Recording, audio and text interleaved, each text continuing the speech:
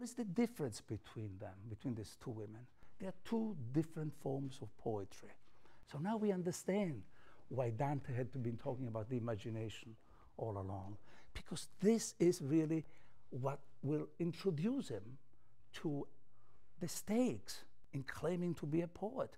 This is what he's been talking about, the actual faculty of himself as a poet. And the cantos that will come, 21, 22 to 26 and 27, constitute the most important segment about ways of understanding literary history, literary tradition, or the place of originality within that particular history and so on. We are going to enter the world of poetry more directly. So there are two different women. They speak two different voices. One sweet, meretricious, and false, but sweet song. The other one very harsh, who says the journey is not over. One forecloses the journey of and the quest of Dante. Be like Ulysses. I know that you want to be like Ulysses. You can stay here with me, and I am the end of all your journeys and your quest. The other one is claiming exactly the opposite.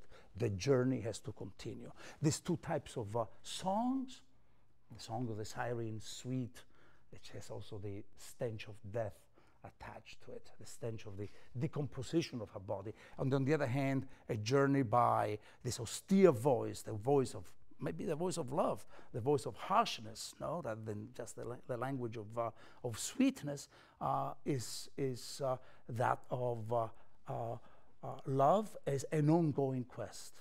That's what she's saying. So two forms of love, two forms of poetry, two types of women.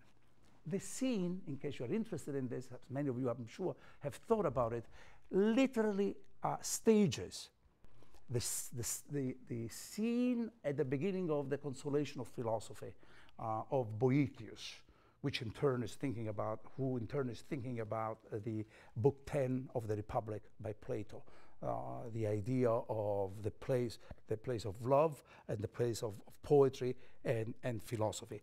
Dante changes that tradition. This is not just poetry versus philosophy, it's two different types of poetry. Poetry can be also a philosophical poetry. Poetry can be meretricious, and poetry can be also the sort of rigorous, severe form of investigation of oneself and the world. Two different types of poetry, two different types of loves, two different types of women. Which of the two is better? How can we go on deciding that one is better than the other? Is there an objective pattern, an objective criterion by which we can say Beatrice is actually better than the siren? Is Dante aware of this idea of yes? And the reason is going to be the following, very simple. The avoidance of death.